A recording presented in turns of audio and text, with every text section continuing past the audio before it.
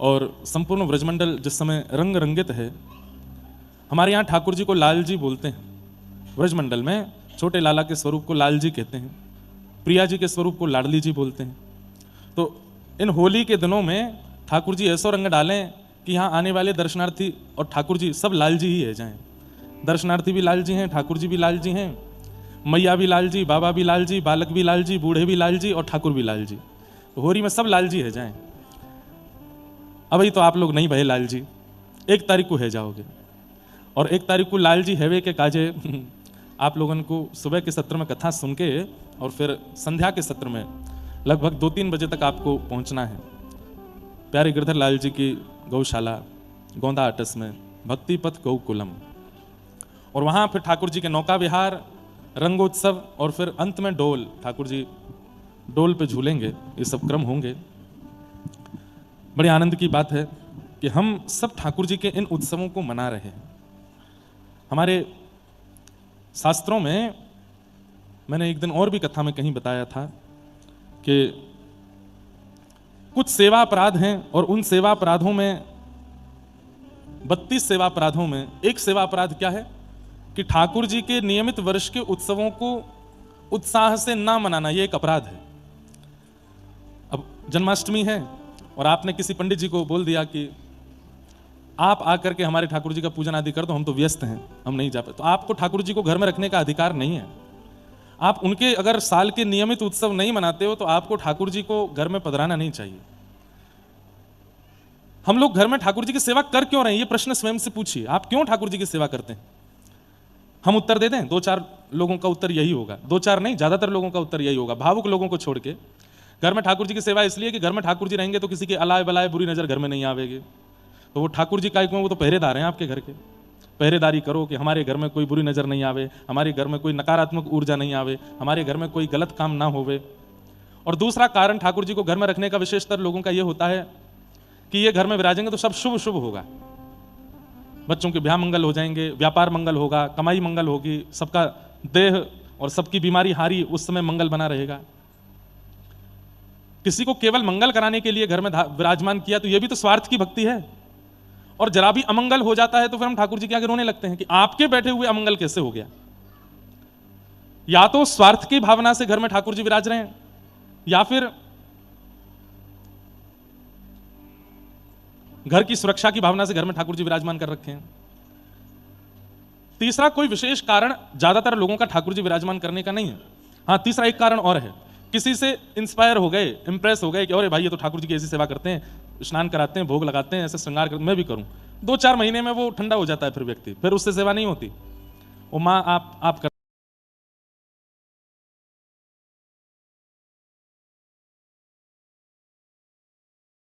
साल की उसके जन्मदिन हो, उसकी वर्षगांठ हो या कुछ भी हो, वो आपकी जिम्मेवारी है याद रखना।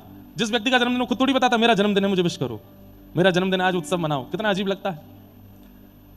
ये तो घर के प्रेमी लोगों के अधिकार में होता है कि आज उसका विशेष दिन है, हम उसको कुछ उपहार दें, कुछ याद रखें।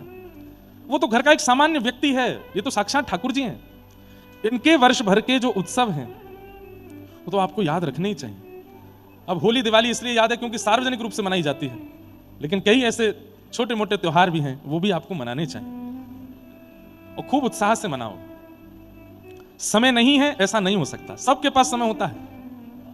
हम तो इतने व्यस्त हैं कि हमारे पैर टिकते नहीं एक जगह, तो भी हम भागते दौड़ते हुए अपने ठाकुर जी का उत्सव मना ही लेते हैं, चाहे जहां भी मनाओ। इसलिए ठाकुर जी के उत्सव मनाइए, नहीं तो वो अपराध का कारण बनता है। 32 प्रकार के सेवा अपराधों में पहला अपराध है ठाकुर जी के सवारी देख करके या ठाकुर जी की रथ यात्रा देख के या ठाकुर जी का मंदिर देख के पादुका ना उतारते हुए प्रणाम करना। तुरंत पादुका उतारो। दिख रहा है कि ठाकुर जी का कोई, अभी जैसे होली है, कई मंदिरों की सवारी भी निकलेंगी। हमारे कुछ दिन अभी ब्रह्मोत्सव शुरू हो जाएगा श्री रंगनाथ मंदिर का। जितने भी यहाँ श्री वैष्णव बैठे हैं, जिन्होंने हमारी परंपरा में भी दीक्षा ली है, उन सबसे प्रार्थना श्री रंगनाथ प्रभु के ब्रह्मोत्सव में एक दिन सबको उपस्थित आप लोगों को होना है। हम तो कथा करने के लिए कहीं बाहर जा रहे हैं, उन दिनों में मैं नहीं हूं, पर हमारे जो भी शिष्य वृंद यहाँ हैं वृंदावन में, श्री रंगनाथ मंदिर के ब्रह्मोत्सव में एक दिन जरूर जाइएगा और हो सके तो रथ यात्रा तक रुकिएगा। साल में एक बार श्री रंगनाथ भगवान की रथ यात्रा वृंदावन में होती है, अद्भुत होती है, अति आनंद से होती है। हम लोग छोटे छोटे तो खूब जाते थे, रंग जी के मेले में झूला झूलते थे, आतिशबाजी होती थी उसको देखते थे, रंगनाथ प्रभु का रथ निकलता उसको खींचते थे। तो जो भी रामानुजदास और रामानुजदासी यहाँ बैठे हैं, उन लोगों को अगर कोई बहुत विशेष कार्य ना हो तो रंगनाथ जी के ब्रह्मोत्सव में जरूर जाइएगा। हमारी श्री वैष्णव परंपरा में पाटोत्सव को, वार्षिक उत्सव को ब्रह्मोत्सव कहते हैं, ब्रह्मोत्सव। तो श्री रंगनाथ मंदिर का पाटोत्सव है, ब्रह्मोत्सव, उसमें जरूर जाइएगा। रंग जी कैसे रथ में आरूढ़ होकर के निकलेंगे, श्री गोदा रंगमन्नार, श्री गोदामबाजी के साथ ठाकुर जी निकलते हैं। गोदामबाजी का चरित्र हमने सुनाया है, बहुत सुंदर चरित्र है। तो ठाकुर जी की सवारी या मंदिर के सामने अगर प्रणाम करने के लिए रुके हैं तो उस समय पादुकाओं को उतार देना चाहिए। कई बार देखा गया है कि कई वैष्णव जन भी गुरुजनों को देख के पादुका में ही प्रणाम कर लेते हैं। नहीं, ये एक बहुत सूक्ष्म सम्मान है आचार्यों के प्रति कि आप पादुका उतारिए, उसके बाद प्रणाम कीजिए। ठाकुर जी की सवारी आती दिख रही है, पालकी आती दिख रही है, रथ आता दिख रहा है, तुरंत पादुका उतारो, पहले प्रणाम करो। सबसे पहला 32 अपराधों में सबसे पहला अपराध है ठाकुर जी को देख के या सवारी देख के पादुका ना उतारना, गुरुजनों को देख के पादुका ना उतारना। दूसरी बात, ठाकुर जी के वर्ष भर के मुख्य उत्सवों को ना करना। होली, दीपावली, जन्माष्टमी, रामनवमी, नवरात्रि, हनुमान जन्मोत्सव, श्री जानकी नवमी, राधाष्टमी, ये सब विशेष उत्सव हैं, इन उत्सवों को ना करना। और इसके अलावा जिन गुरु के परंपरा में आप हो, उन गुरुदेव का, दादा गुरुदेव का, परदादा गुरुदेव का या उस परंपरा के आचार्यों का जो साल भर में उत्सव आता है वो ना करना। अगर आप वल्लभ कुल से हो तो श्री वल्लभाचार्य जी की जन्मोत्सव, अगर आप निम्बार्क से हो तो श्री निम्बार्काचार्य जी का प्राकट्य दिवस, अगर आप रामानंद परंपरा से हो तो श्री रामानंदाचार्य जी का प्राकट्य दिवस, रामानुज परंपरा से हो तो रामानुजाचार्य जी का प्राकट्य, वो मनाना है। यदि नहीं मनाते हैं तो कहीं ना कहीं अपराध। अब आप ये सोच रहे होंगे कि इन अपराधों का मतलब क्या पाप है? नहीं, इन अपराधों का मतलब पाप नहीं है। इन अपराधों से होता क्या है कि जो भक्ति में वर्धन होना चाहिए वो होने में रुकावट आती है, इसलिए इन अपराधों को नहीं करना है। तो पहला, पादुका उतार के प्रणाम करना है। दूसरा, साल भर के विशेष उत्सवों को मनाना है। तीसरा, ठाकुर जी के मंदिर में जाके दर्शन करना पर नीचे लेट के प्रणाम करने में आलस करना है। ऐसी चूके ठीक है, अब कहाँ नीचे बैठो, फिर दंडवत हो, फिर लेट के करो, माताएं षष्टंग प्रणाम करें, भाई लोग दंडवत प्रणाम करें, उसमें आलस्य करना, मतलब केवल दर्शन करना और प्रणाम ना करना, यह अपराध है। मैं फिर कह रहा हूं, यह पाप नहीं है, यह अपराध है। और अपराध का मतलब होता है कि ये जो 32 अपराध हैं, इनसे भक्ति के वर्धन में रुकावट आएगी। आप जहां हो वहीं रहोगे, फिर उससे ऊपर नहीं उठ पाओगे, इसलिए करना नहीं है, इन सब अपराधों से बचना है। मंदिर में कहीं भी प्रणाम किया है, यदि आप शारीरिक स्थिति से योग्य नहीं हो, घुटनों में दिक्कत है, कमर में दिक्कत है, लेटने को मना किया डॉक्टर ने, तो कोई बात नहीं। लेकिन पूर्ण स्वस्थ तो केवल आलस कर रहे हो कि कैसे प्रणाम करूं, और या फिर भीड़ इतनी है कि भाई लेटे तो फिर ऊपर से निकल ही जाने हैं सब लोगों को, ऐसी स्थिति में भी क्या कर सकते हो, नेत्र बंद करो, उसी झांकी को मन में प्रकट करके वहां दंडवत प्रणाम करो, या फिर मंदिर से बाहर आने के बाद जहां उपयुक्त स्थान देखे वहां से प्रणाम करो। प्रणाम तो करना है, दंडवत तो करना है। अच्छा, आपको प्रणाम की महिमा पता है? प्रणाम से क्या होता है? बाल्यकाल में हम सब लोगों ने एक श्लोक पढ़ा है, सबको याद होगा, अगर बचपन की संस्कृत याद होगी तो, नमन्ति फलिनो वृक्षा नमन्ति गुणिनो जना शुष्क काष्ठानि मूर्खाश्च ना नमन्ति कदाचन। ये तो स्कूल में पढ़ाया जाता था कि फलित वृक्ष जो होता है वो झुका हुआ होता है, और जिस वृक्ष में फल नहीं होते वो सीधा खड़ा रहता है। लेकिन आंधी जब आती है तो लंबे चौड़े सीधे खड़े हुए फल बिना फल वाले वृक्ष जल्दी गिरते हैं, पर आंधी आने पर जो गहरे घने वृक्ष होते हैं जो झुके रहते हैं। आम का पेड़ देखा कभी आपने? अभी हम नैमिषारण्य कथा करके आए तो लखनपुरी, लखनऊ के आसपास आम के बड़े बगीचे, आम का पेड़ देखिए कितना सुंदर लगता है। उसकी एक खूबसूरती है कि वो ऐसे ज्यादा ऊंचा नहीं होता, थोड़ा सा होगा पर खूब घेर होता है चारों तरफ से। बड़ी बड़ी आंधियों में भी कुछ नहीं होता, क्यों? झुका रहता है। इसलिए संकट रूपी, पीड़ा रूपी, आपत्ति रूपी आंधियां जीवन में आएंगी, लेकिन आप प्रणाम करते रहते हो, गुरुजनों को प्रणाम, आचार्यों को प्रणाम, ठाकुर को प्रणाम, तो कहीं ना कहीं झुकने से आपके ऊपर से वह आंधी आपका कुछ ज्यादा बिगाड़ नहीं पाएगी, इसलिए प्रणाम करो। एक सामान्य सी बात है, चारों तरफ से हम घिरे हैं, संकट, आपत्ति, विपत्तियां बाण चलाती रहती हैं हमारे ऊपर। हम खड़े रहेंगे तो बाण लगेगा, लेकिन हर 10 मिनट में कोई आचार्य को प्रणाम करते हैं, हर आधा घंटे में गुरुजनों को प्रणाम करते हैं, ठाकुर जी का मंदिर देकर झुकते रहेंगे तो बाण ऊपर से निकल जाएगा, लगेगा ही नहीं। तो जो आपत्ति, विपत्ति, संकट के, दुख के बाण लगने वाले तो उससे हम बच जाएंगे, इसलिए प्रणाम। तो तीसरा अपराध क्या है? दर्शन करके प्रणाम ना करना। ये तीसरा, 32 अपराधों में तीसरा अपराध है। चौथा अपराध क्या है? अशुद्ध अवस्था में मंदिर जाना। अशुद्ध अवस्था में मंदिर जाना, अशुद्ध अवस्था किसको कहते हैं? बिना नहाए धोए जाना, या फिर माताओं का जो मासिक धर्म है उसमें, या फिर मद्य मदिरा पान करके और भक्ष भक्ष से सेवन करके, किसी के साथ बुरा करके, किसी को कष्ट दे करके मंदिर जाना, ये सब अपराध है। मैंने एक बार एक बात कही थी, बताई थी। एक बार राधा रमन जी दर्शन करने गए तो वहां एक मैया बगल में खड़ी, तो मैंने मैया से ऐसी पूछ ली, मैंने मैया नहा के आई हो? है, मैं तो नहा के आई। मैंने कि आप मंगला दर्शन करने आई हो, नहा के नहीं आई? सुबह 4 बजे दर्शन करने आई, बिना नहाए चली आई? तो मैया बोली, ठाकुर कौन सा नहाए हो अभी? ये भी तो नहावे जावे को, ये तो उठते ही दर्शन दे रहे हैं ठाकुर जी, अब स्नान करने जाएंगे। जब ठाकुर ही ना नहाया तो हम कैसे नहा के आए? पर ये ब्रज की मैया थी, उनकी भावना अलग है। आपको पता है, हमने नासिक में 1 महीना कथा की। वहां हमारा नियम क्या था? श्री गोदावरी जी में 3 बार स्नान करने जाते थे, पर सुबह सुबह का जो स्नान 5 बजे होता था, उससे पहले गुरुदेव वहां के महाराज जी की आज्ञा थी कि पहले अपने कमरे के बाथरूम में स्नान करो। तो मतलब हम 3:30 बजे उठ के पहले बाथरूम में स्नान करते, फिर स्नान करके तिलक स्वरूप लगा के फिर गोदावरी नहाने जाते। क्यों? बोले कोई स्विमिंग पूल थोड़ा ही है, कोई ये सामान्य सरोवर थोड़ा ही है, साक्षात गोदावरी जी है, चलता हुआ मंदिर है, आप बिना नहाए धोए कैसे जा सकते हो? तो जो लोग बिना नहाए गंगा जी स्नान करने चले जाते हैं, यमुना जी, वो उल्टा पाप धो के नहीं, पाप करके आ जाते हैं। बिना नहाए नहीं जाना, स्नान करके जाना। चाहे आप हरिद्वार जाओ, चाहे आप प्रयागराज जाओ, आप जितने भी बजे स्नान करने जाइए तीर्थ नदियों में, पहले आप कक्ष में नहाइए, नए वस्त्र पहन के, तिलक लगा के, फिर वहां नहाने जाओ, क्योंकि वह भी एक मंदिर है। तो मंदिरों में अपवित्र अवस्था में जाना, अशुद्ध अवस्था में जाना, यह भी एक अपराध है। सब लोग ध्यान से सुनते जाइए। 2-3 लोग मुझे दिख गए, उनके लिए बोल दूं, कथा में आके सो जाना, यह भी अपराध है। और सुनिए, जो सो गए हैं उनको कोहनी मार के उठा देना, यह बहुत बड़ा पुण्य है। भैया उठ जा, कथा में सोवे आयो है। हमें तो लगता है लोग कैसे सो जाते हैं कथा में, 2-4 लोग ही सोते हैं, ज्यादा तो नहीं सोते। बाकी देखो ये कितने सब लोग, बैठने की जगह नहीं मिल रही है, लोग बाग बेचारे खड़े हैं, बाहर धूप है, फिर भी बैठेंगे जहां सा। अब आगे बैठने वाले ही सो जाएंगे तो फिर कैसे काम चलेगा? सोना नहीं है कथा में आके। और आगे बैठने वालों की बहुत बड़ी जिम्मेवारी होती है। क्यों? आपकी गतिविधि से पीछे वालों को कथा सुना रहे हैं हम। अब आपकी ही गतिविधि उटपटांग होगी, पीछे वाले बेचारे इतनी मेहनत करके कहीं खड़े होकर कथा सुन रहे हैं, कहीं किसी से जगह मांग के कथा सुन रहे हैं। एक व्यक्ति हमसे मिलने आया सुबह 10 बजे, महाराज जी परिवार सहित आया हूँ, सबको ले आऊँ प्रणाम करने? मैंने लिया। बोले नहीं ला सकता। मैंने बोले जगह घेर के बैठे हैं वो लोग कथा में, अगर वो आ गए तो फिर जगह चली जाएगी। मुझे कभी कभी मन में बहुत कष्ट होता है कि आप लोग कितना परिश्रम करते हो, और एक हम हैं धीमे से आते हैं, ब्यास में जो बैठते हैं, कथा कहते हैं, चले जाते हैं, मिल भी नहीं पाते किसी से। पर हम अपनी स्थिति वास्तविकता रूप में बताएं तो हम बड़े घिरे रहते हैं बहुत चीजों में। और वृंदावन में पहले तो मैं कथा बाहर जैसे होती थी वैसे ही करता था। अब तो ऐसी स्थिति होगी, सुबह उठ के घर के काम देखो, वहां जाओ, उन संत के यहाँ जाओ, उनके उत्सव में जाओ, भागते दौड़ते हुए तिलक फोटा लगा के यहाँ बैठ जाओ, कथा सुनाओ।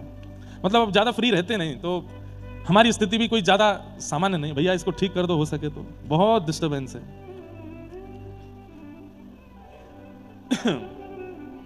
क्या बता रहा था मैं? अशुद्ध अवस्था में मंदिर जाना, तीर्थ नदियों में जाना, और सुनो कथा में आना, बिना नहाए धोए कथा में भी नहीं आना चाहिए। अभी तो 3 बजे से होती कथा, तो कोई ऐसी बात नहीं। कई बार हमने सुबह सुबह की कथा की है 4 बजे, बहुत जल्दी मैं करने वाला हूं, वही अकिंचन वाली कथा, बहुत याद आती है उस कथा की। और जयपुर में तो सबसे ज्यादा हुई है वो अकिंचन कथा में। कई भाई लोगों के मुंह से मुझे पता चल जाता था कि ये नहा के नहीं आए हैं।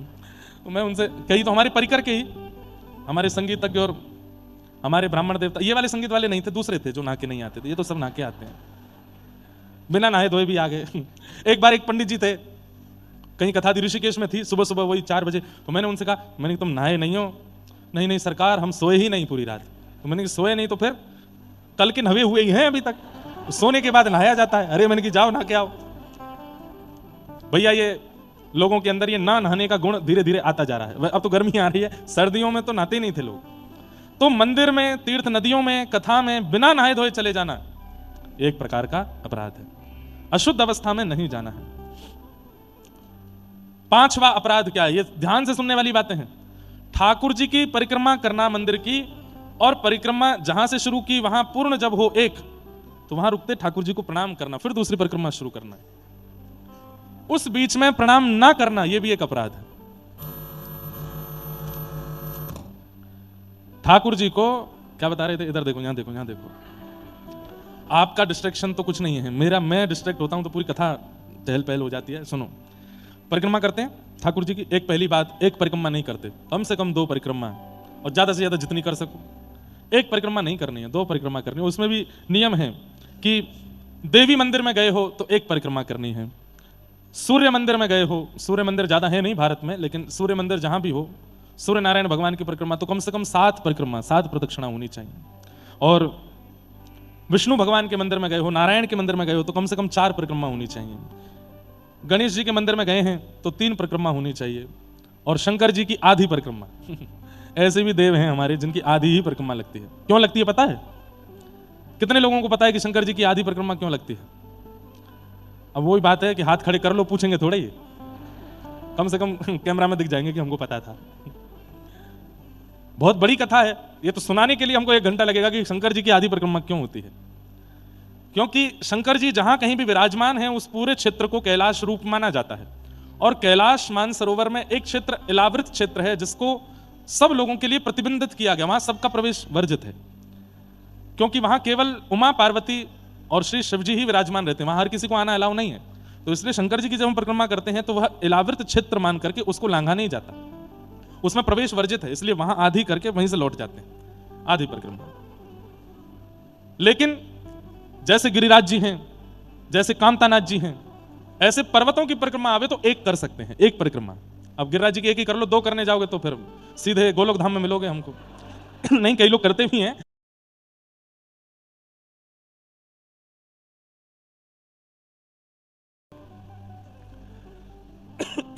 लेकिन मूल बात क्या थी? परिक्रमा जहां से शुरू करी वहां पुनः आकर के ठाकुर जी को प्रणाम करना है, फिर दूसरी परिक्रमा शुरू करनी, फिर दोबारा आकर फिर प्रणाम। जैसे मंदिर में आप प्रणाम करें तो जैसे ही ठाकुर जी सामने आए प्रणाम करो, फिर लगाओ। प्रणाम ना करते हुए परिक्रमा करना यह भी एक अपराध है। हम एक प्रकार से वहां प्रणाम नहीं कर रहे हैं, हम परिक्रमा किसी और भाव से नहीं, ठाकुर जी को देखने की भावना से कर रहे हैं। तो परिक्रमा करें, फिर ठाकुर जी को देखें, उनके रूप झांकी का दर्शन करें, फिर आगे बढ़ें। 6वां अपराध क्या है?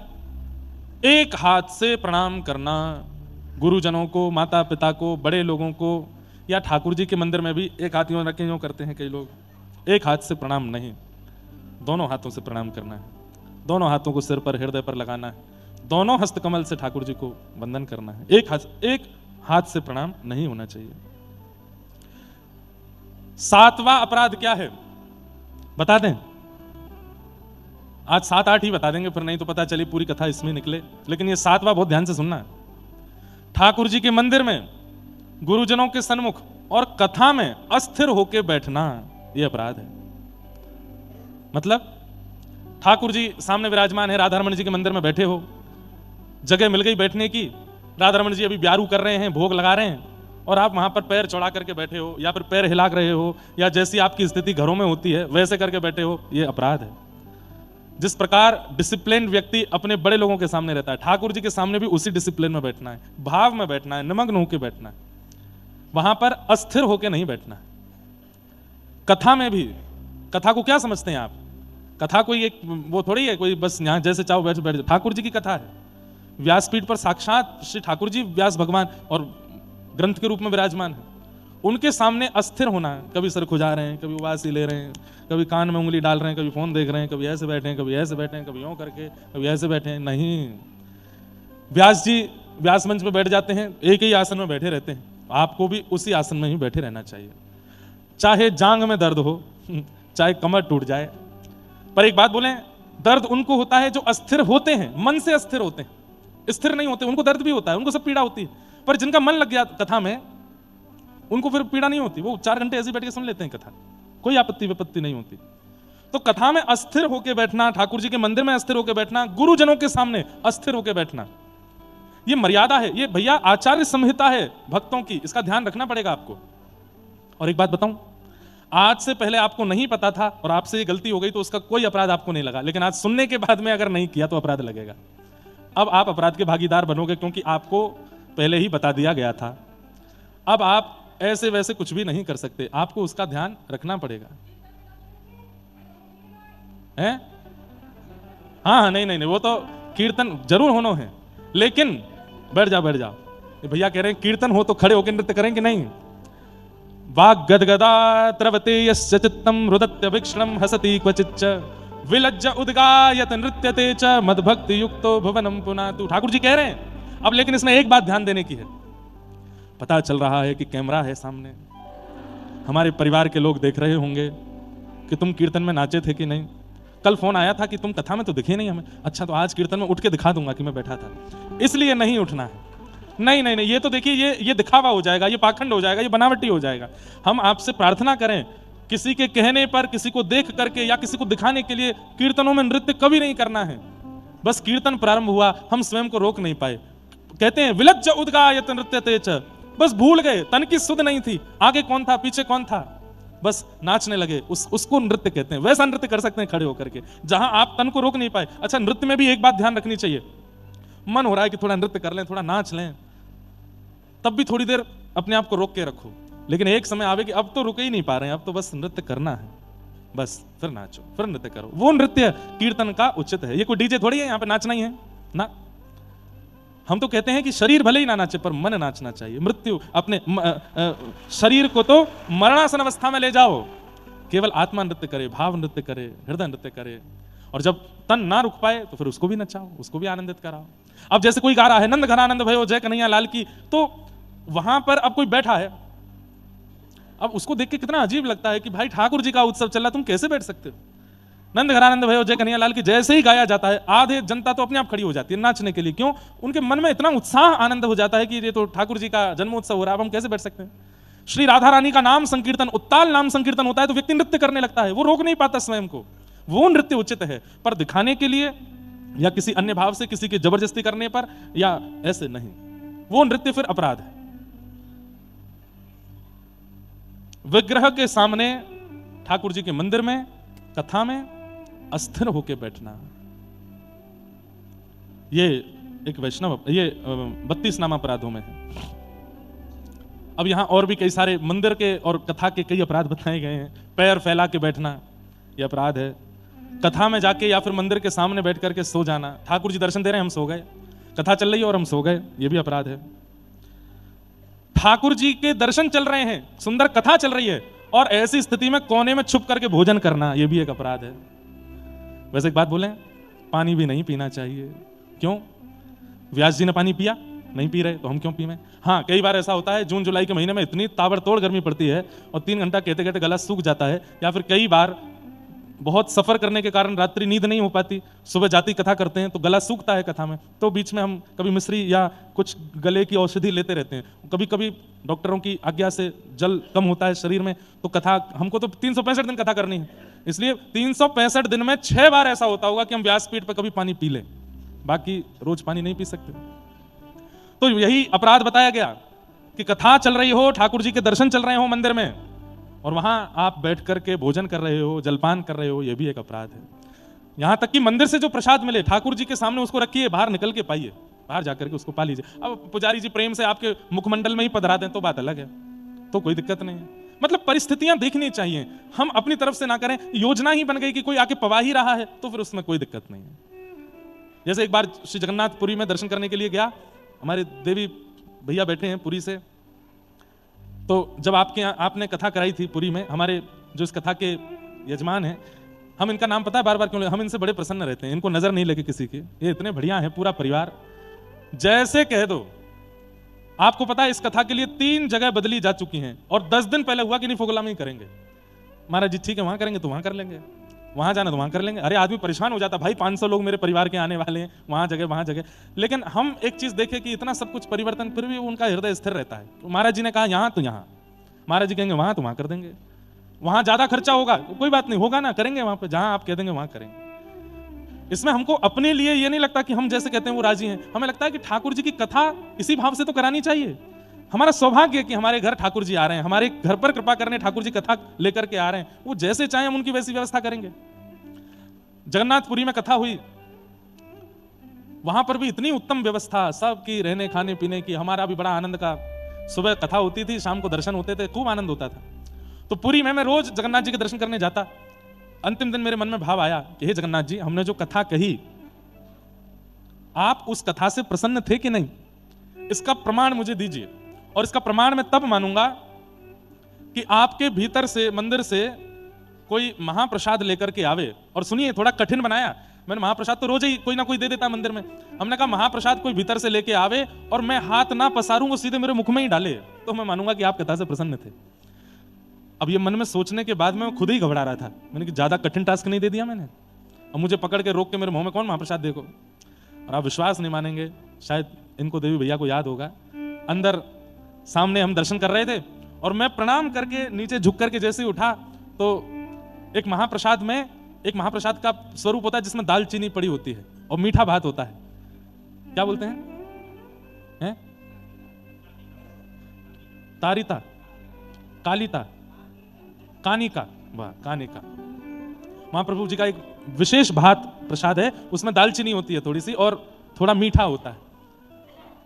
और एक बात बोलूं, बोलना नहीं चाहिए, पर जब महाप्रसाद वहां पाते थे तो मैं वो वाला व्यंजन नहीं पाता था, मुझे खट्टा ही ज्यादा प्रिय लगता था, तो मीठा वाला मैं थोड़ा ही लेता था। तो महाप्रभु जी ने शायद मन में सोचियो जो मोए पसंद है तू क्यों नहीं खावे वो। और बाहर मैं बस प्रणाम करके उठाऊं, इतने में एक पुजारी जी आए और आके सीधे मेरे मुंह के पास, अब मुंह पे तो हाथ डला नहीं तो नाक में पहले डाले 2-4 तो उन्होंने, फिर मैंने मुंह खोला, मुंह नहीं खोला था उन्होंने, अपने आप ही मेरे होठ खोल के डाल ही दिया मुख में, बोला और मुंह खोलो, और फिर मुंह पकड़ के खिलाया। नेत्र ऐसे सजल हुए जगन्नाथ जी, और बिल्कुल मन में हाँ तीसरी भाव और था, अगर आप हमारी कथा से प्रसन्न हुए हैं महाप्रभु जी तो भीतर से महाप्रसाद लेकर के आवेंगे, मैं हाथ नहीं फैलाऊंगा, वो अपने आप पवाएंगे। और दूसरी बात मन में रखी थी कि महाप्रसाद मुख में और नेत्रों के आगे जगन्नाथ जी होने चाहिए, तब मैं मानूं कि आप राजी हो, आप प्रसन्न हो। और निश्चित वो महाप्रभु जी के सामने ये लीला हुई। जय हो। तो ऐसी परिस्थिति अगर बने, ऐसी स्थिति अगर प्रकट हो कि महाप्रभु जी अपने आप ही कोई व्यवस्था बना करके आपको प्रसाद पवा देते हों तो कोई दिक्कत नहीं, लेकिन आप स्वयं, ठाकुर जी बैठे हैं, कथा चल रही है, आप बैठ के वहां भोजन नहीं कर सकते, कुछ खाना पीना नहीं चाहिए। 9वां अपराध है ठाकुर जी के सामने झूठ नहीं बोलना चाहिए। और 10वां अपराध है ठाकुर जी के सन्मुख बहुत जोर से नहीं बोलना चाहिए, केवल जय जयकार कर सकते हैं, बोल वृंदावन बिहारी लाल की। ठाकुर जी के आगे आप जय जयकार कर सकते हो, आप उनका नाम उच्चारण कर सकते हो, लेकिन आपकी वार्ता वो जोर से नहीं। कई बार कथा में कई लोग फोन पे बात करने लगते हैं, हाँ आ तो रहा हूं, अब व्यास जी को आवाज जा रही है, हम कहते भाई धीरे बोलो, नहीं, कथा भी एक मंदिर है, ये जो आपको अपराध मंदिर के लिए बताए जा रहे हैं उनका पालन आपको यहां भी करना है, इन सब भावों का ध्यान रखना है। तो ऐसे 32 नामापराध हैं, 10 हमने सुन लिए हैं आज और बाकी के हम बताएंगे, पर उनमें जिस कारण से मैंने ये नामापराध बताए वो ये था कि होली उत्सव ठाकुर जी का अति प्रिय उत्सव है।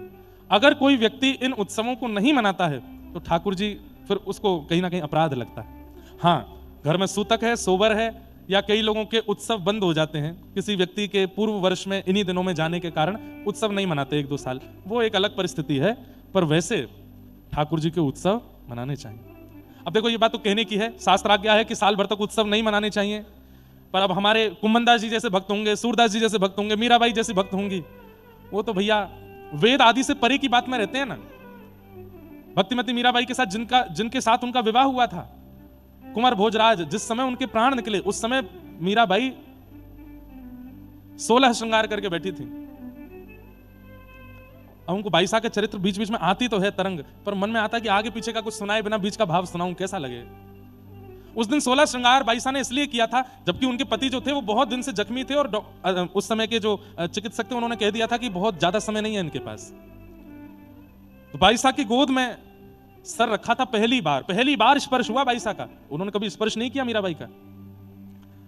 मीराबाई का स्पर्श करते हुए क्या बोले कि जिनको तुम देखती हो उनका दर्शन मुझे एक बार करा दो। तो कहते हैं कि गोद में कुंवर भोजराज थे और बाईसा 16 श्रृंगार करके आई। किसी का पति अगर 10-15 दिन से इतना जख्मी हो कि बस प्राण जाने वाले हैं, वो पत्नी कभी श्रृंगार करेगी?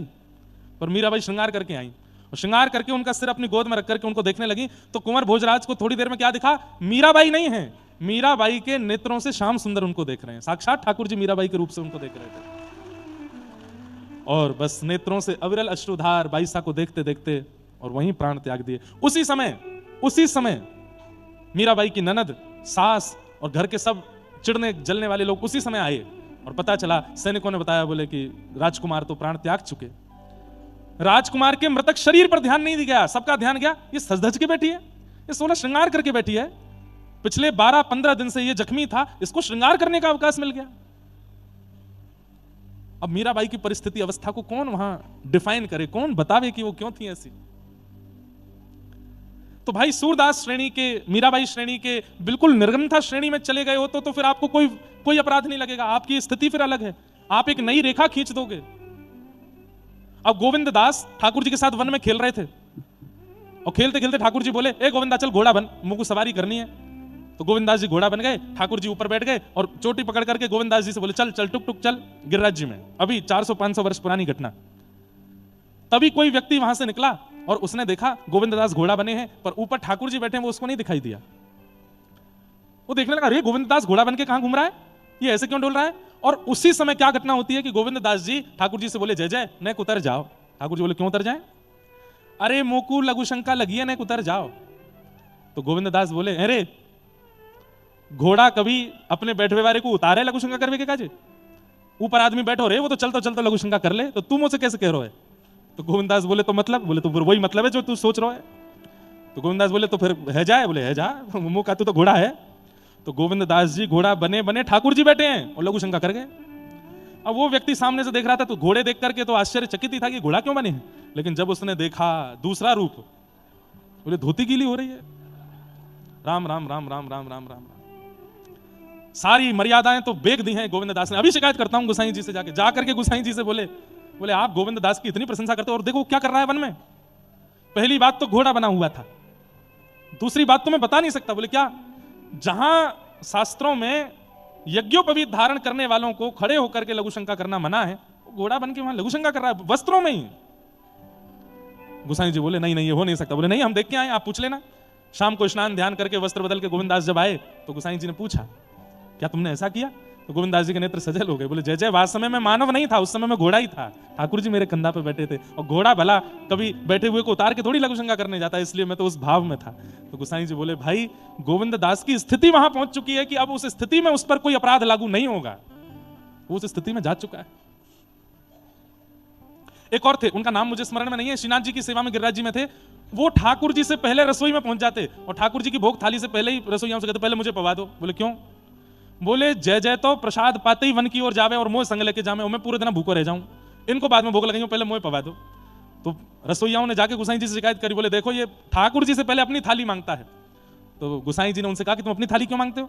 उन्होंने बताई, बोले ठाकुर जी तो प्रसाद पाते ही वन जाते हैं और वन जाते ही मुझे जाना पड़ता है। अब हम लोगों को प्रसाद कब मिलता है, ठाकुर जी जब पा लेंगे, पाने के बाद वही प्रसाद रसोई घर में जाएगा, सब में मिलेगा, उसके बाद हमको मिलेगा। मेरी सेवा है ठाकुर जी के संग वन में जाने की, मैं भूखो रह जाऊं या हमारे मुंह को पहले ही पवादे करो। गोसाई जी ने कहा इसके लिए नियम है, ठाकुर जी से पहले इसकी थाली लगा दिया करो। क्यों, ये उस स्थिति से परे है। तो भाई स्थिति से परे हम अभी नहीं है, इसलिए हमको अपराध लगेंगे, इसलिए ये बातें आपको माननी पड़ेंगी।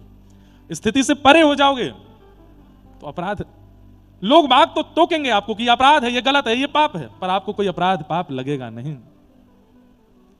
मीराबाई गाती हैं, मैं तो गोविंद रा गुण गासूं, राणा जी रूठे तो मने काय करसी, मैं तो गोविंद रा गुण गासूं, राणा जी। मुझे ये पद बहुत अच्छा लगता। मीराबाई के सबरे पद अच्छे हैं, कोई पद ऐसा नहीं है जिसको नहीं कहें कि ये उचित नहीं है। सब रोकते हैं मीराबाई को कि तू राजकुल परंपरा के विपरीत करती है, क्यों नाचती है, क्यों गाती है, क्यों इतना श्रृंगार करके रहती है ठाकुर जी के आगे।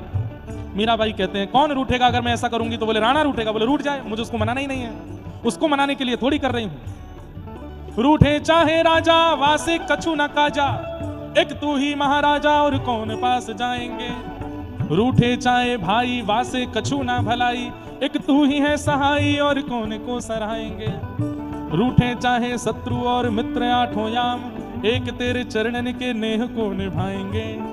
जग सारा झूठा एक तू ही है अनूठा, रूठ जाए चाहे सारा जग पर तू ना रूठा चाहिए। सब रूठ जाओ, पति रूठ जाओ, बच्चे रूठ जाओ, पत्नी रूठ जाओ, माता पिता रूठ जाओ, संसार रूठ जाओ, बुआ रूठ जाओ, ताई रूठ जाओ, चाची रूठ जाओ, चाचा रूठो, जीजाजी रूठो, कोई काम नहीं है इनको मनाने से। आए दिन सब आपसे मुंह फुला के ही बैठे रहेंगे, पर ठाकुर जी कभी ना रूठे। मैं तो गोविंद रा गुण गासूं, राणा जी रूठे तो मने काय करसी। मैं तो गोविंद रा गुण गासूं, राणा जी रूठे तो मने काय करसी। चरणामृत रा नेम हमारा, ओ चरणामृत रा नेम हमारा। मैं तो नित उठ दर्शन पासूं, मैं तो ओ हरि मंदिर मां नृत्य करासा, हरि मंदिर मां, हरि मंदिर मां नृत्य करासा। मैं तो घूंघरिया घम कासूं, मैं तो हाँ मैं तो घूंघरिया गम कासूं, मैं तो ओ मैं तो गोविंद रा गुण गासूं। राणा जी रूठे तो मने काय कर से, मैं तो गोविंद रा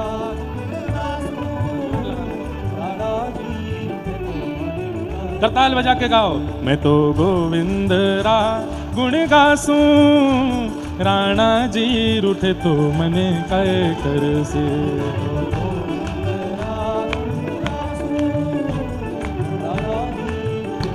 गिरधर गोपाल की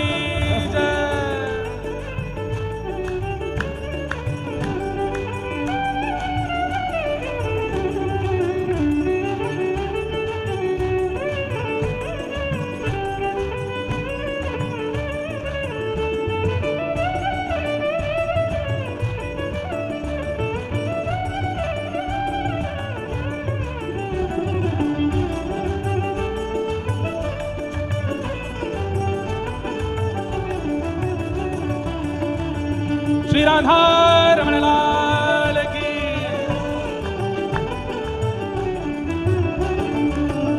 हे राम नाम रा जहाज चला सा, राम नाम रा ओ राम नाम रा जहाज चला सा, राम नाम रा जहाज चला। मैं तो भव सागर तर जासूं, मैं तो भव ओ मैं तो भव सागर तर जासूं। ओ मीरा के प्रभु गिरधर नागर, हे मीरा के प्रभु गिरधर नागर। मैं तो निरख परख गुण गासूं, मैं तो हाँ मैं तो निरख परख गुण गासूं। मैं तो अभी थोड़ी देर पहले कथा में एक दृश्य मैंने देखा, अभी यहीं बता दूं। कोई परिवार बैठा था शायद बीच में, तो वो लोग जा रहे थे। उनमें से एक सदस्य को जाने का मन नहीं था, लेकिन वो लोग उसको पकड़ के ले जा रहे थे। चलना है दर्शन के लिए, एक दिन के लिए आए होंगे कुछ ऐसा। तो वो व्यक्ति बाहर यहाँ जाए, फिर अंदर आके एक बार ऐसे नाच के फिर उसको खींच के ले चल चल चल जल्दी। तो वो हाथ जोड़े, बोले एक बार और घूमने दो। फिर अंदर आए, फिर एक बार ऐसे झूमे, फिर उसको बोले जल्द जल्दी। फिर वो बाहर चले, फिर थोड़ी देर बाद फिर आए भीतर, फिर नाच के एक बार। फिर तो वो 2-3 लोग उसको आए पकड़ के लेके गए। अभी मन में मेरे इतना भाव आ रहा था कि लोग कैसे कैसी स्थिति में आते हैं कथा में। सौभाग्यशाली है कि आप 7 दिन 4 घंटा बैठ के सुनने वाले हो। लोगों को 4 मिनट नहीं देते हैं लोग कथा सुनने के लिए। इसलिए भैया इसको सामान्य मत समझो। लोग कितना तरसते हैं कथा सुनने के लिए। बच्चे माता पिता से लड़ते हैं। एक बालक उड़ीसा में किसी जगह से झूठ बोल करके आया, बोले महाराज जी मुझे जाने ही नहीं देते, और मुझे था कि लाल जी को एक बार देख लूं, एक बार उनको रंग लगा वो दर्शन करके मैं आ जाऊं। मेरे मन में आता है कि जिनको सहजता में मिल जाता है वो वैल्यू नहीं करते, और जिनको मिलता नहीं वो कितना परिश्रम करते हैं, कितना वास्तव में जिनको मिलता नहीं है, जिनसे हम भी नहीं मिल पाते, जो हमारे पास नहीं आ पाते, हमको माला नहीं पहना पाते, अपने घर की बनी सामग्री नहीं दे पाते, असली प्रेमी आप ही हो, जिनसे हम इतना स्नेह नहीं ग्रहण कर पाते, कथा में भी नहीं आ पाते आप लोग, इतना सब आपका प्रेम रहता है। जो लोग बैठे हो वैल्यू करो, इसके लिए लोग कितना तरस रहे हैं कि हमको कथा मिल जाए, हम वहां सामने बैठ के थोड़ा सुन लें। उठाओ भुजा भाव से गाओ। हे मीरा के प्रभु गिरधर नागर, ओ मीरा के प्रभु गिरधर नागर, गिरधर नागर नटवर नागर, ओ गिरधर नागर नटवर नागर, ओ मीरा के प्रभु गिरधर नागर। मैं तो निरख परख गुण गासूं, मैं तो निरख परख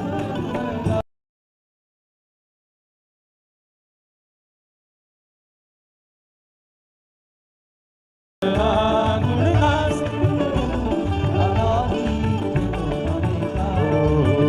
मैं तो गोविंद ना गुण गासूं, राणा जी रूठे तो मने काय करसे।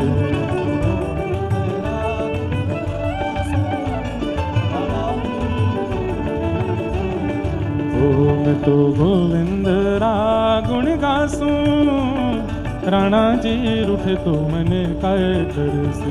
मैं तो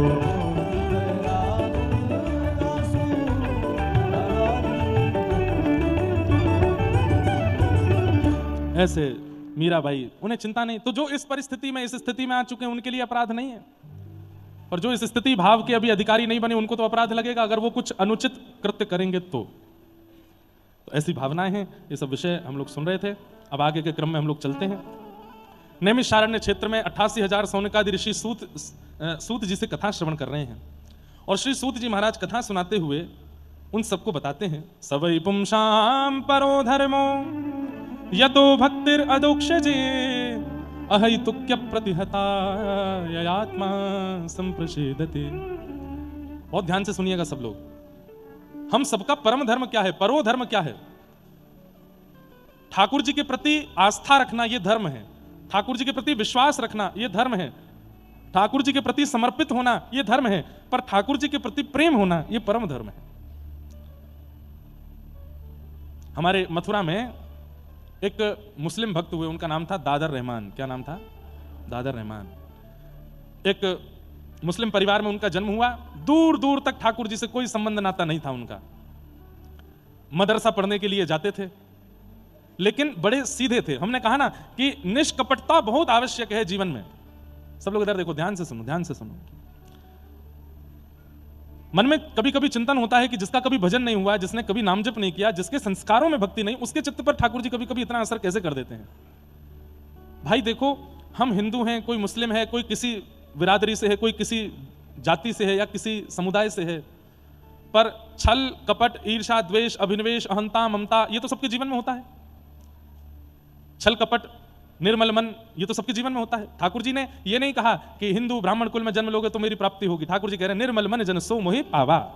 सो मोहि पावा का मतलब है सर्वव्यापकता। जिसके मन में ये निर्मल मन जिसका होगा, मोह कपट छल छिद्र ना भावा, छल छिद्र जिसके चित्त में नहीं है वो चाहे जो हो मुझे प्राप्त कर लेगा। तो दादर रहमान छल कपट से रहित थे, मन बड़ा निर्मल था इनका। भले ही मुस्लिम परिवार में जन्मे थे, लेकिन ईद आदि के मौके पर जब हिंसा होती थी तो ये अपने घर में छुप करके बैठते हो, बहुत रोते। इनकी माँ बोलती क्यों रोते हो, मुझसे देखा नहीं जाता, आप जीव को क्यों मारते हो, उसको भी तो जीने का अधिकार है। कोई व्यक्ति हमारे पेट को भरने के लिए थोड़ी जीवित होगा। क्या हो गया है? मम्मी खो गई, बालक मिल गया, मम्मी खो गई।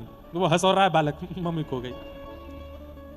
भैया इनको कैमरा वाले भैया दिखा देना एक बार, इनकी मम्मी जहां कहीं भी हो अपने बालक के पास आ जाओ, देख लो है कोई मम्मी इनकी। थोड़े और ऊपर उठ जाओ, क्या नाम है इनका?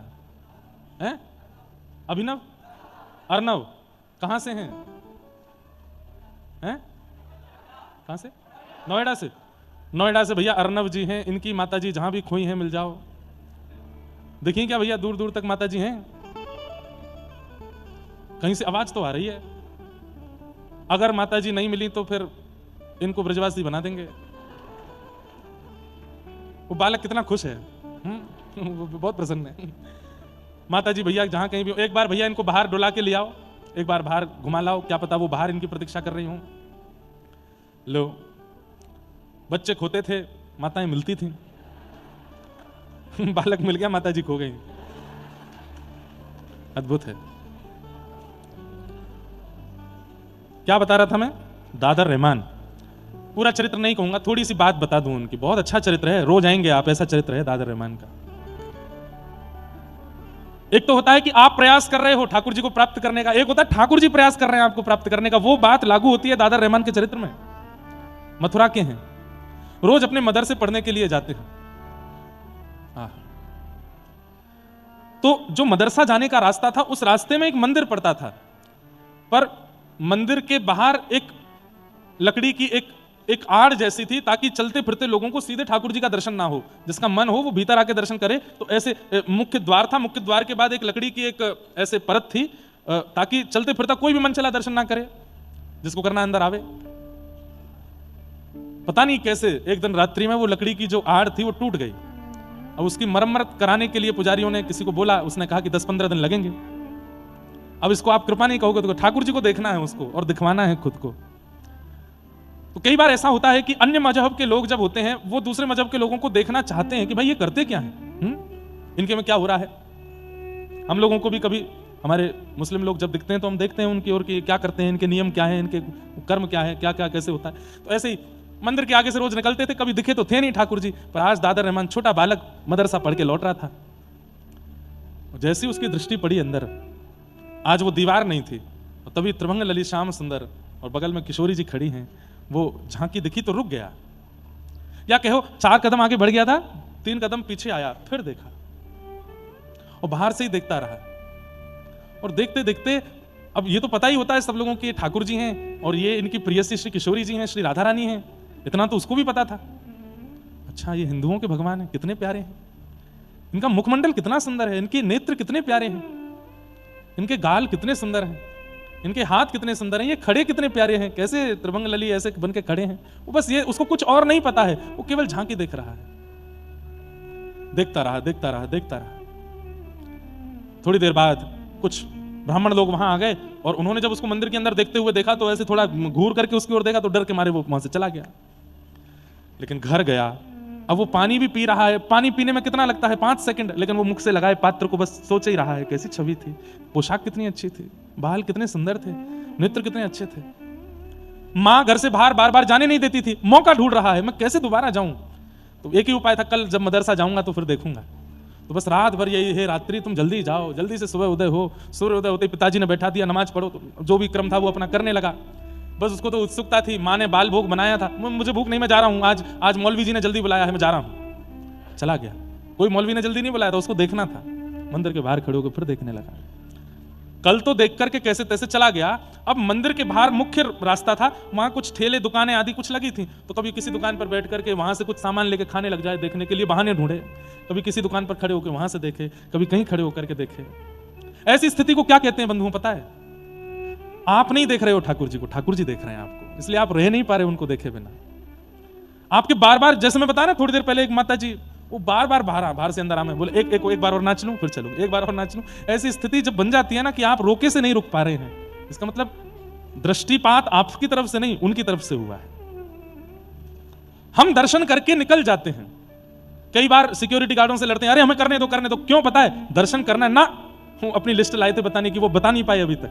ठाकुर जी को बताना है क्या क्या कष्ट है, हम इसलिए रुकना चाहते हैं। हमारे ब्रज के एक रसिक बहुत सुंदर भाव गाते हैं। लखी जिन लाल की मुस्कान, लखी जिन लाल की मुस्कान, लखी जिन लाल की मुस्कान, लखी जिन लाल की मुस्कान। तिन्हि बिसरो वेद विधि जप, तिन्हि बिसरो जोग संजम ध्यान, लखी जिन लाल की मुस्कान। समझ में आया? लखी मतलब देखा, लखी जिन लाल की मुस्कान, जिन्होंने एक बार ठाकुर जी की मुस्कान, वास्तविक मुस्कान देख ली, उनकी स्थिति क्या हो गई? तिन्हि बिसरो वेद विधि तप जोग संयम ध्यान। वो फिर किसी लायक नहीं रह गए, सब छूट गया उनका। क्या विधि है, क्या वेद है, क्या योग है, क्या संयम है, क्या ध्यान है, सब छूट गया। लखी जिन लाल की मुस्कान, लखी जिन लाल की मुस्कान। नेम व्रत आचार पूजा पाठ गीता ज्ञान, नेम व्रत आचार पूजा पाठ गीता ज्ञान। रसिक भगवत द्रगदई हसी, रसिक भगवत ऐच के मुख म्यान, ऐच के मुख लखी जिन लाल की मुस्कान, लखी जिन लाल की मुस्कान। रसिक भगवत द्रगदई असी ऐच के मुख ध्यान, मुख म्यान। अब इस भाव को कैसे समझोगे? श्री भगवत रसिक देव जी कह रहे हैं कि अपने होठ रूपी धनुष बाण से ठाकुर जी ने ऐंच करके, म्यान खींच करके, अपनी मुस्कान रूपी बाण चला करके मुझको घायल कर दिया है। अब मुझे और कुछ समझ नहीं आ रहा है, मुझे और कुछ नहीं दिख रहा है। लखी जिन लाल की मुस्कान, लखी जिन लाल की मुस्कान। दादर रहमान की स्थिति यही हो गई। अब तो मदरसे का समय हो गया, समय पूरा हो गया, बालक वापस लौट के घर जाने लगे और दादर रहमान वहीं खड़े खड़े ठाकुर जी को देख रहा है। एक इनके चाचा का बेटा था, उसका नाम था कासिम। उसने आकर के देखा, हे तू आज वहां नहीं आया? मौलवी जी पूछ रहे थे। तो अपने आंसू पहुंचे, आंखें लाल पड़ी थी। नहीं कुछ नहीं, बस ऐसे ही थोड़ा बुखार था। बुखार था तो घर पे होता, तो यहां क्या कर रहा है? बाजार में घूम रहा है। कासिम को बुलाया, बोले इधर आओ, मुझे ना कोई अच्छा लग गया है। और क्यों लग गया है मुझे नहीं पता है। अब मुझे डर भी लग रहा है कि कहीं ये अच्छा लगना बुरा तो नहीं है। बोले कौन अच्छा लग गया है? अपने बगल में अपने चाचा के भाई को, बेटे को खड़े, कासिम को खड़े कर बोले वो अच्छा लग गया है। सामने देखा जैसे त्रिभंग लली श्याम सुंदर।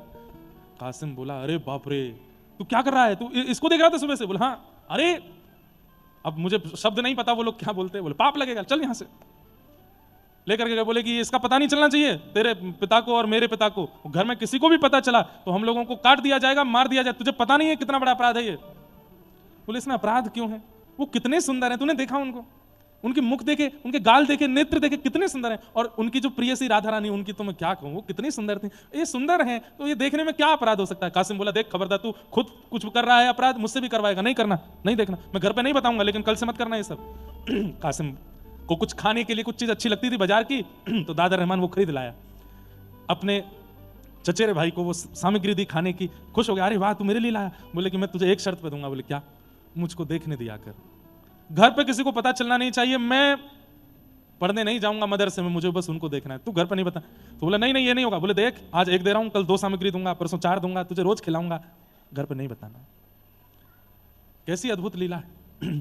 तो कासिम घर पे ना पता चले इसकी पूरी व्यवस्था करता था। वहां जाके मौलवी जी को रोज बोल देता था वो तो बीमार पड़ा है, उसको तो कुछ पेट में दिक्कत हो गई है, उसको ऐसा हो गया है, वैसा हो गया है, इसलिए वो नहीं आ रहा है। 4-5 दिन निकलने के बाद कासिम बोले देख आज मौलवी जी कह रहे थे अगर दादर नहीं आया तो मैं उसके घर जाके देख के आऊंगा उसको, भाई क्यों नहीं आता है वो। तो दादर रहमान दूसरे दिन चला गया पढ़ने। 4-5 दिन बाद तो मौलवी जी ने बैठाया, बोले कहाँ था तू, क्या कर रहा था? तो सब उसने झूठ बोल के किया। अचानक से उसने पूछ लिया, बोले मौलवी जी एक बात बताइए। बोले क्या? ये काफिरों के भगवान को अगर देख लेते हैं तो उससे कुछ होता है क्या? तो मौलवी जी बोले ऐसा क्यों पूछते हो तुम, देखा है क्या तुमने? नहीं मैंने देखा नहीं, बस पूछ रहा हूं। हम मथुरा में रहते हैं, यहाँ चारों तरफ उनके मंदिर हैं, कभी दिख जाए तो और बड़े उन्होंने नियम बता दिए, ये ऐसे नमाज करना, फिर ये करना, ये वाला कर्म करना पड़ेगा, वहां तुम्हारा तीर्थ है वहां जाकर के ये करना पड़ेगा, और ऐसा कर रहे हो तब जाकर के उसका जो पाप होगा वो निकलेगा। दादर रहमान बोला बहुत कठिन है, नहीं करना मुझे, मैं देखने में ही राजी हूं, ज्यादा से ज्यादा पाप ही लगेगा, मरने के बाद जहन्नुम में जाना पड़ेगा। बोले मरने के बाद ही तो जाएंगे, जब तक जीवित हूं तब तक देख लेता हूं, जहन्नुम में तो जाना पड़ेगा, देखना नहीं छोड़ पाऊंगा। हम लोगों को कितनी सहजता है कि हम देख सकते हैं, हम सुन सकते हैं, हम गा सकते हैं, हम सब क्रिया कर सकते हैं, पर कई लोग हिंदू होते हुए भी उनके घर के लोग अलाउ नहीं करते कथा सुनने के लिए, मंदिर जाने के लिए, वृंदावन जाने के लिए, प्याज लहसुन छोड़ने के लिए, मांस मदिरा छोड़ने के लिए घर के लोगों की अनुमति नहीं है। खाओ पीना पड़ेगा, खाना पड़ेगा। ऐसे ऐसे परिवार भी आते हैं।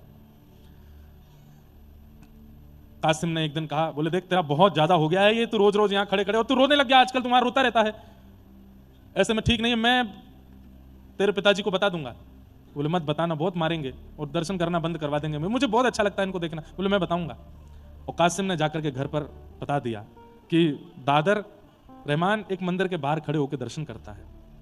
ये नहीं बताया रोज करता है, बस इतना कह दिया कि आज किया था, मैंने देख लिया था।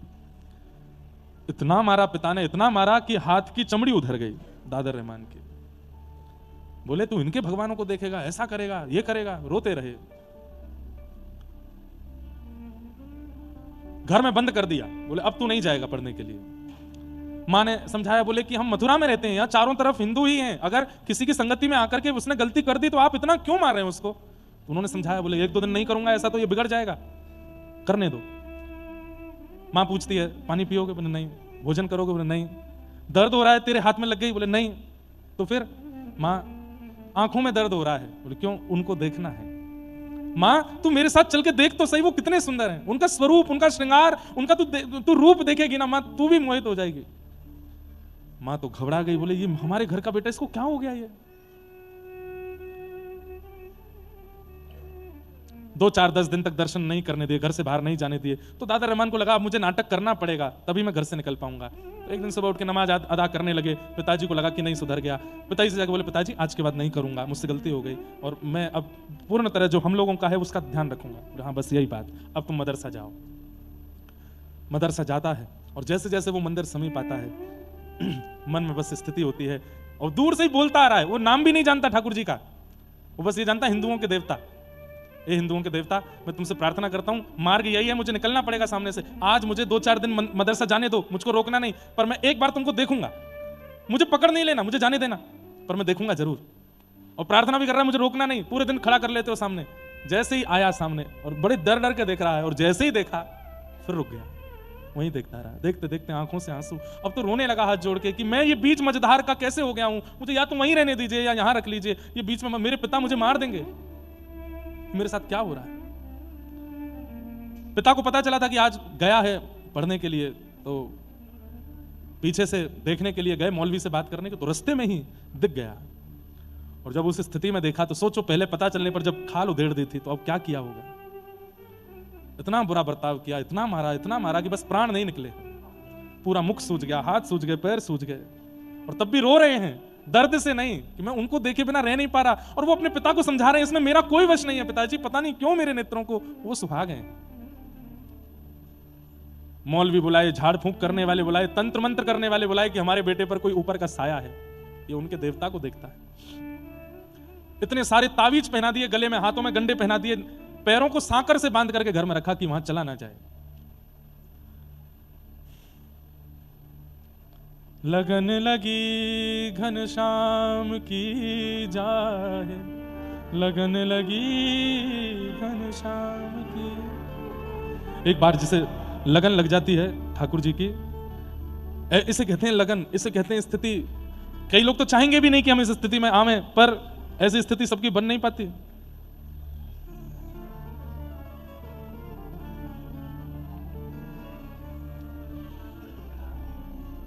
लगन लगी घनश्याम की जाए, लगन लगी घनश्याम की। स्थिति कैसी हो जाती है। धरत कहूं पग परत है कितहूं, धरत कहूं पग परत है कितहूं, भूल जाए सुध धाम की।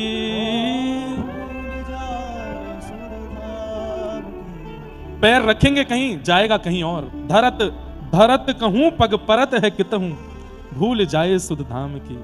लगन लगी घनश्याम की जाए, लगन लगी घनश्याम की। लगन लगी घनश्याम की जाए, लगन लगी घनश्याम। छवि निहार नहीं सार कछु, छवि निहार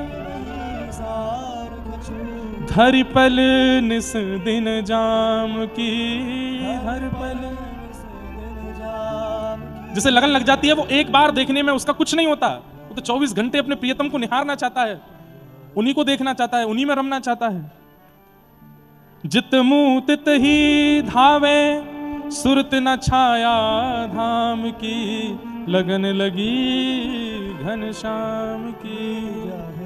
लगन लगी घनश्याम नारायण बौरी भई डोले नारायण बौरी मतलब पागल बेचैन नारायण बौरी भई डोले नारायण रही न काहू काम की रही न लगन लगी घनश्याम की जाहे लगन लगी घनश्याम की। ऐसी स्थिति हो गई कि अब रह नहीं पा रहे हैं ठाकुर जी के बिना। तब अनेक तंत्र मंत्र वाले आ गए, झाड़ फूंक करने वाले आ गए। अब तो स्थिति ये हो गई बिना नाम जाने, बिना कोई यज्ञ तप जप जाने, कुछ नहीं पता है रहीम को कि उनकी प्राप्ति के लिए करना क्या पड़ता, कुछ भी नहीं आता है। लेकिन बैठे बैठे बस हंस रहे हैं। पूछते हैं तंत्र मंत्र करने वाले, कौन है तेरे सिर के ऊपर कौन है? तो बोले घर से निकल के जब मदरसे के रास्ते पर जाओगे तो बाएं हाथ पे एक मंदिर पड़ेगा, वहां जो खड़े हैं वही हैं, वही हैं, तन में, मन में, जीवन में, बुद्धि में, चित्त में, नेत्रों में, बस उनके अलावा कुछ नहीं, उन्हें देखना है बस। अब तो वो प्रार्थना करने लगे ठाकुर जी से कि नाथ अब मैं नहीं रह पाऊंगा, अब मेरी स्थिति कुछ ऐसी हो गई है कि मैं कुछ जानता भी नहीं आपके बारे में, मुझे आपका नाम भी स्पष्ट नहीं पता, बस देखने की इच्छा है मेरी, अब कृपा करो। और बस एक दिन मौका पा करके पहुंच गए मंदिर के बाहर, प्रतीक्षा कर रहे हैं कि मंदिर खुले, दर्शन हो। घर से भाग करके मौलवी आदि सब ढूंढ रहे हैं कहां हैं, छुप करके बस प्रतीक्षा कर रहे हैं एक बार झलक दिख जाए प्राण त्याग दूंगा। आज जैसे ही ठाकुर जी का दर्शन करने के लिए पहुंचे, कपाट खुलते ही सामने जब श्याम सुंदर को देखा, दर्शन करके नतमस्तक हुए, नतमस्तक होकर के जैसे ही पुनः उठ करके देखा तो ठाकुर जी सचल होकर के प्रकट हो गए और प्रकट होकर के दादर को अपने हृदय से लगा करके अपने में ही विलीन, उसको अपने संग ही ले गए ठाकुर जी, नहीं मिले फिर ठाकुर जी में ही विलीन हो गए। कहां ऐसे भक्त भी हैं जिन्होंने कोई योग नहीं किया, तप नहीं किया, जप नहीं किया, किसी प्रकार का कोई साधन नहीं किया, केवल निहार लिया है और सब कुछ विपरीत होने के बाद भी प्राप्ति कर लेते हैं ठाकुर जी की। और कहां हम लोग हैं, हम सब करते हैं, जप भी कर रहे हैं, एकादशी भी कर रहे हैं, तिलक भी कर रहे हैं, कथा भी सुन रहे हैं, परिक्रमा भी कर रहे हैं, फिर भी हम पर वह अनुग्रह नहीं है। तो इसमें इसका मतलब यह नहीं है, इसका मतलब यह नहीं है कि साधन में कमी है, इसका मतलब यह है कि हम साधन तो कर रहे हैं पर साधन से होने वाले चित्त का जो मार्जन है वो अभी हो नहीं रहा है, इसलिए ठाकुर जी इतना अनुग्रह नहीं कर रहे। अरे भाई रोज स्कूल जाने से अटेंडेंस भले बढ़ जाएगी पर पढ़ोगे नहीं, वहां पर बताई गई जो टीचर के द्वारा बातें उनका ध्यान धरोगे नहीं तो फिर एग्जाम में क्या लिखोगे, वहां तो फेल ही हो जाना है। चित्त की स्थिति पवित्र होना बहुत आवश्यक है, फिर अनेक साधनों से भी कोई लाभ नहीं होगा अगर स्थिति पवित्र नहीं है तो, चित्त पवित्र नहीं है तो सूत जी महाराज कहते हैं सवई पुंसाम परो धर्मो यतो भक्तिर अदोक्षजे। ठाकुर जी में आस्था होना भक्ति है, धर्म है। ठाकुर जी में विश्वास होना धर्म है, ठाकुर जी में समर्पण होना धर्म है, पर ठाकुर जी के प्रति अटूट प्रेम होना यह परम धर्म है। ठाकुर जी से प्रेम नहीं है, हम स्वार्थी हैं और स्वार्थ से ही भजन करते हैं। उनके प्रति प्रेम होना यही परम धर्म है, उनको प्रियतम मानना और उनके प्रति वही प्रियस्पद भाव रखना। तो हे मोहे नाते अनेक मानिए जो भावे, ज्यों तो तुलसी कृपालु चरण शरण पावे। ठाकुर जी से एक संबंध अवस्थित हो जाए, वो मेरे कुछ हैं ये विश्वास मेरे चित्त में प्रकट हो जाए और उस भाव से उनकी आराधना हो। हम कह रहे हैं ठाकुर जी के प्रति नहीं हो पाती तो अपने गुरु के प्रति वह भाव रखो, गुरु के प्रति नहीं हो पाती तो अपने किसी वैष्णव अन्य किसी गुरु भाई के प्रति, गुरु बहन के प्रति या किसी भी वैष्णव के प्रति रखो, उससे कोई संबंध बना लो, ये मेरा भाई है आज से, ये मेरा मित्र है आज से, और उसके प्रति फिर वही मित्रता का भाव रखो। ठाकुर जी में नहीं बन पाया तो किसी वैष्णव के प्रति रखो, यहां से प्रारंभ करो। और इसका प्रमाण श्री रामानुजाचार्य जी महाराज के जमाई, जिनका नाम था श्री लालाचार्य जी महाराज, रामानुजाचार्य जी ने आज्ञा करके कहा कि लालाचार्य जी आप एक ही आज्ञा का निर्वहन कीजिए। बोले क्या? घर पर आए संतों को भगवान मान करके उनकी सेवा करो। लालाचार्य जी ने हाथ जोड़ के कहा गुरुदेव आपकी आज्ञा सराखों पर मैं जो नहीं कर सकता उसको मैं स्पष्ट बता दूंगा।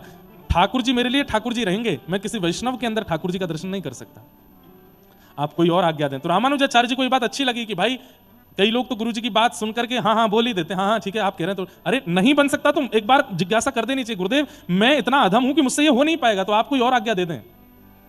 लालाचार्य जी ने स्पष्ट कह दिया आप कह रहे हैं संतों को भगवान के समान मानो, मैं नहीं मान पाऊंगा, मेरे लिए भगवान भगवान है, मैं संतों को भगवान नहीं मान पाऊंगा, कोई और आज्ञा कर दो। तो रामानुजाचार्य जी खुश होकर के बोले संतों को गुरु समान मानो, अपने गुरु जी को ही संतों में देखो। तो लालाचार्य जी फिर से हाथ जोड़ के बोले गुरुदेव क्षमा करें, गुरुदेव गुरुदेव हैं, मैं गुरुदेव को भी संतों में नहीं देख सकता, मेरे गुरुजी एकमात्र आप हैं। अब आप 1000 रूप में संत आ जाए, मैं हजारों में आपको देखूं, नहीं, मेरे लिए अकेले मेरे गुरु हैं। रामानुजाचार्य जी बोले हम तुम्हारी निष्ठा से प्रसन्न भी हो रहे हैं, लेकिन तुम आज्ञा ही नहीं मान रहे हो। बोले एक बार और कुछ प्रयास करो। तब रामानुजाचार्य जी ने तीसरी आज्ञा दी। बोले संतों को अपना सगा संबंधी मानो, संतों को अपना सगा संबंधी मानो। तब लालाचार्य जी बोले हाँ ये मैं कर सकता हूं, किसी को अपना भाई, किसी को अपना बंधु, किसी को अपना जीजा, किसी को अपना फूफा, जो मन में आ जाए, संतों को अपना संबंधी मान करके, अपना प्रिय मान करके, अपना सखा मान करके उनका स्वागत सम्मान करो। लालाचार्य जी बोले मैं ये कर सकता हूं, बस बोले यही करो, इसी से ठाकुर जी मिलेंगे। और फिर लालाचार्य जी ने वो किया। नगर में आने वाला कोई भी कंठीधारी, शिखाधारी, त्रिपुंडधारी, ऊर्ध्वपुंडधारी, जिसके भी वैष्णव भेष होते थे, लालाचार्य जी तुरंत हाथ छोड़ करके जाते और जाकर के अरे हमारे दूर के मित्र बड़े दिन में आए हो। बोले भैया हमारी मित्रता कब हुई? बोले अभी अभी। बोले अभी अभी कब? बोले आपने गले में कंठी पहन के, सिर पर ऊर्ध्वपुंड धारण करके, शिखा धारण करके आपने अपनी मित्रता का प्रस्ताव दिया है, आप मेरे मित्र हो, चलिए घर पर भाभी माँ प्रतीक्षा कर रही है, प्रसाद पाओ। संतों को घर ले जाते। कभी कोई बड़े बूढ़े दिख जाते तो उनको अरे फूफा जी बहुत दिन में आए। फूफा जी कहते भाई कौन से भतीजे हो? लालाचार्य जी बोलते बस मैं हूं, आपको नहीं पता मैं हूं। अरे कहाँ के हो ये तो बताओ। बोले मैं हूं, आपको याद नहीं, आप बड़े वयोवृद्ध हो गए हो ना, आपको याद नहीं। अरे बहू घर पर प्रतीक्षा करी, चलो। ऐसे संतों को जो मिल जाते सबको संबंधी मान के अपने घर लाने लगे। एक बार कावेरी जी में एक शव बहता हुआ जा रहा था, मृतक व्यक्ति का शव, उसके गले में कंठी थी। तो कई लोग मजाक उड़ाने लगते हैं, तो उन्होंने मजाक मजाक में इनकी पत्नी से कह दिया अरे देख लो तुम्हारा कोई जेठ या देवर तो नहीं जा रहा बहता हुआ, गले में कंठी है। इनकी पत्नी ने जैसी कंठी माला देखी रोते हुए गई और लालाचार्य जी से बोली कि कंठी पहने हुए एक शव नदी में बह रहा। सब सखियां बोली तुम्हारे देवर तो नहीं।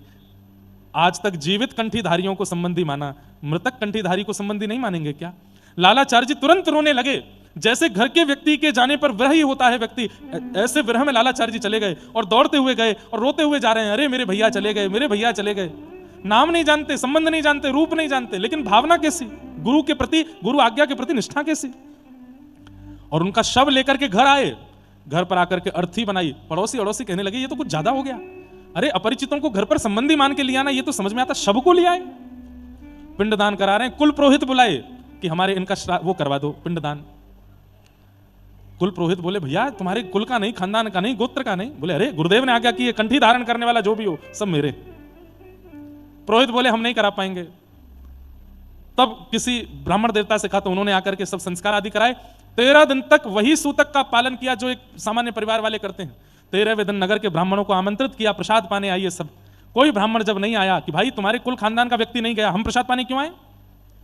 तब इन्होंने जाकर के आचार्य चरण से कहा मैंने तो आपकी आज्ञा का पालन किया, पर यह नगर मुझे आज्ञा का पालन करने नहीं दे रहा, एक भी ब्राह्मण नहीं आया प्रसाद पाने। आपने कहा था संत जनों को, वैष्णव जनों को अपना संबंधी मानना, संबंधी मान करके मैंने सूतक किया। आज 13 ही है, एक भी नहीं आया। रामानुजाचार्य जी ने ठाकुर जी से प्रार्थना की, बोले इनके विश्वास की रक्षा करो नाथ, कहीं अविश्वास ना हो जाए। इतने में ही रामानुजाचार्य जी ने आज्ञा कि देखो आकाश मार्ग से ठाकुर जियों ने वैकुंठ के ऋषियों को भेजा, जाओ और लालाचार्य जी के घर में जो श्राद्ध हो रहा है वहां प्रसाद पाके आओ।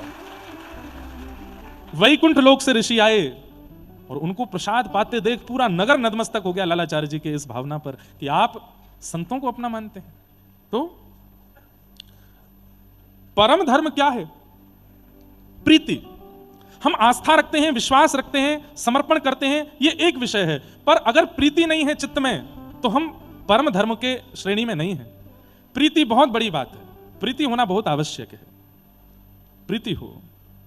सवै पुंसाम परो धर्मो यतो भक्तिर अधोक्षजे अहैतुक्य प्रतिहता ययात्मा संप्रसेदति।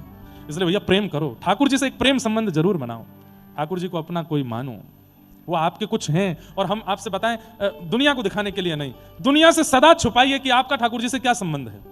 हमारी बात बहुत ध्यान से, आज तक नहीं पता लोगों को कि हम लाल जी को क्या मानते हैं। कई लोग बोलते हैं आप उनको सखा मानते हो, कई लोग कहते हैं आप उनको भैया मानते हो, कई लोग बोलते हैं आप उनको लाला मानते हो, स्वयं को पिता मानते हो। हमने कहा जो आपको बढ़िया लगे बोलो, हम नहीं बताएंगे कि हम मानते क्या। हमारा भाव उनके प्रति क्या आज तक नहीं पता। हमारी व्यास मंच से मेरे सबरे भाव निकल जाते हैं, लेकिन ये भाव अभी तक बचा है कि लाल जी मेरे हैं क्या, और ये बताना भी नहीं, आपको भी नहीं बताना ठाकुर जी आपके कौन हैं, उनसे आपका क्या संबंध है, क्या नाता है। कई जन्मों से बुला रहे हो, कोई तो नाता जरूर होगा। कई जन्मों से बुला रहे हो, क्यों बुलाते हैं हमको जगन्नाथपुरी? हम तो वहां जाकर के गंदगी ही करते हैं, फिर भी क्यों बुलाते हैं हमको? क्योंकि हमको कुछ मानते हैं इसीलिए बुलाते हैं। आपको क्यों बुलाते हैं द्वारिका, क्यों बुलाते हैं वृंदावन, क्यों बुलाते हैं बरसाना? अरे हम मंदिर में पहुंचते हैं, कपाट बंद कर लीजिए ना, क्यों खुले रहते हो? क्यों दर्शन देते हो? क्यों हम पर रंग डालते हो? क्यों पिचकारी छिड़कते हो? हम आपके कुछ नहीं है तो ये प्रेम क्यों निभा रहे हो? हम कुछ हैं, हमें नहीं पता कि हम क्या हैं ठाकुर जी के, पर कुछ तो हैं, और वो भी हमारे कुछ तो हैं। आइए। कई जन्मों से बुला रहे हो, कोई तो नाता जरूर होगा।